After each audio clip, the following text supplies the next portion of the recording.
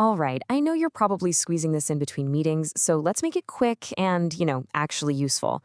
Let's get right into it. So, have you ever walked away from a chat feeling, well, just off?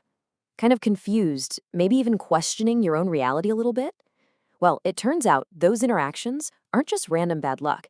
They are predictable, almost like buggy subroutines in our social software. Let's just call them what they are: human glitches. So today, we are running a full-on debugging session for human interaction. We're going to look at how reality gets twisted, how affection can be turned into a weapon, the strange power of absence, some nasty social traps, and, most importantly, we're going to install your defensive toolkit. Okay, first up, the glitches that mess directly with how you see the world. These are the ones designed to make you think the problem isn't their faulty programming, it's your hardware. Look, we've all heard the word gaslighting, but it's usually way quieter than you think. It's not some big dramatic movie scene. No, it's this slow, steady drip of them rewriting history. They'll say something like, "That never happened," with such calm conviction that you actually start to wonder, did it? It's a subtle erosion of your own self-trust, and it's all designed to make you accept their version of reality as the only one. And that feeling of disorientation, that's the whole point of this next little glitch in the system. It's an automated script, a really nasty one, called DARVO. It's an acronym: Deny, Attack, and Reverse Victim and Offender. So you bring something up, right? First, they deny it ever happened. Then they attack you for even bringing it up. And the grand finale, they reverse the roles. So suddenly, they're the victim and you're the bad guy. It's a psychological sleight of hand that makes holding them accountable basically impossible. Twisting reality is one thing, but what about when the glitch is disguised as a feature? When the programming for control looks almost identical to the programming for care. Ah, yes. Love bombing, the grand opening. It's this total flood of intensity. We're talking constant texts, over-the-top compliments, planning your future together when you barely even know their middle name. It feels incredible, right? And that's exactly the point. It's a performance designed to get you hooked on that feeling. So the trick is learning to spot the performance versus the real thing, and it's pretty clear when you break it down. Love bombing is all fast, intense promises. It's a show. A real connection, it's quieter, it's built on consistent patterns over time, not a one-night performance. It's slow, it's spaced out, and it's based on honesty, not just a script. And then you've got the White Knight. This person doesn't just solve problems. A lot of the time, they secretly create them. They might stir up some drama or subtly knock down your confidence, just so they can be the one to sweep in and save you. See, their power doesn't come from you actually getting stronger. It comes from you staying just vulnerable enough to always need them. Up until now, we've been talking about things people do, their words, their actions, but some of the most powerful glitches are all about inaction. It's not what they say or do, it's the strategic, weaponized use of nothing at all. The power of absence. There's a world of difference between someone saying, "I need some space," and the silent treatment.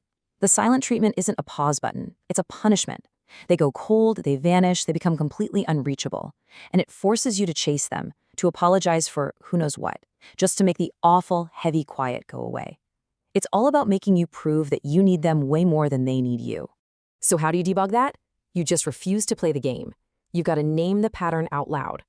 A little piece of countercode like this works wonders. "I'm open to talking when you're ready, but I will not be punished with silence." See? It doesn't demand they talk. It just states your boundary, plain and simple, and puts the responsibility right back where it belongs. And then we have the close cousin of the silent treatment: breadcrumbing. This is pure emotional clickbait. It's that random hey text out of the blue, or a fire emoji on your story after weeks of nothing. It's just enough of a tiny crumb to keep you hoping, but it's never the whole meal. It's designed to keep you stuck in this awful loop of getting your hopes up and then being let down. Okay, moving on to our next category of glitches.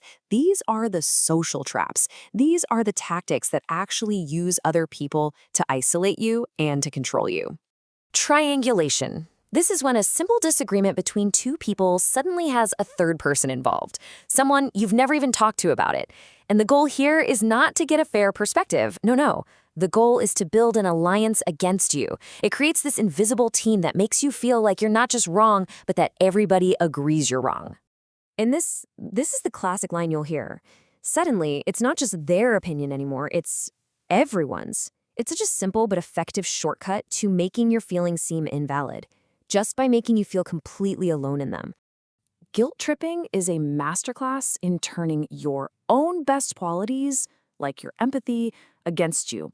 You set a totally reasonable, healthy boundary, and all of a sudden you're made to feel like you're selfish or cold or ungrateful. It basically turns your kindness into a debt that they can try to call in whenever they want. And there it is. This signature phrase. That isn't an expression of real hurt. It's a bill. It's the sound of someone trying to make you feel guilty for saying no when they couldn't find a way to make you say yes. Okay, we have officially diagnosed the glitches. Now for the most important part of this whole thing, the system empowerment update. Think of this as your new antivirus software. So this is it. This is your counter code. It's not complicated, but it does take some discipline. First, trust your gut. That little feeling that something is off, that's your internal debugger. Listen to it. Next, keep your communication direct. Don't let them pull you into weird social games. Slow things down, especially if someone's trying to rush you. Look for patterns over time, not just flashy promises they make on day one. Always pause before you react. Don't let them bait you. And finally, hold your boundary. It's going to feel uncomfortable at first, but that feeling, that's how you know it's working. So I'll just leave you with this one thought. Once you learn to see the code behind these human glitches, you really can't unsee it. And that gives you a choice. The question is no longer if there's a program running in your conversations. The question is, who's writing it?